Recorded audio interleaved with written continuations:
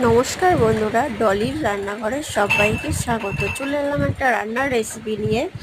পুরো ভিডিওটা দেখবেন, ভালো লাগলে লাইক, কমেন্ট ও সাবস্ক্রাইব করে পাশে থাকবেন। তো দেখো, রুই মাছগুলো ভালো করে নুন হলুদ মাখিয়ে কড়াইয়ে সর্ষের তেল দিয়ে ভালো করে ভেজে নিয়েছি। তারপরে একটু আলুটা ভাজা ভাজা করে নিয়েছি। যত ভালো মশলা দিয়ে সবজি দিয়ে কষবেন ততই খেতে স্বাদ লাগবে। আর এখানে আমি সেমন কিছু মশলা দিইনি, আদা জিরে বাটা দিয়েছিলাম আর লঙ্কা চিড়ে দিয়েছি। একদম গরমকালে পাতলা ঝোল করেছি, খেতে কিন্তু দারুণ লাগে। এভাবে তোমরা ট্রাই করে দেখবে বাড়িতে। আর এখানে হলুদ দিয়েছি, সামান্য একটু লঙ্কার গুঁড়ো দিয়েছি, স্বাদ মতো নুন দিয়েছি। বেশ কিছুক্ষণ নাড়াচাড়া করে কষিয়ে নিতে হবে যতক্ষণ না মশলা গা দিয়ে তেল বেরোবে।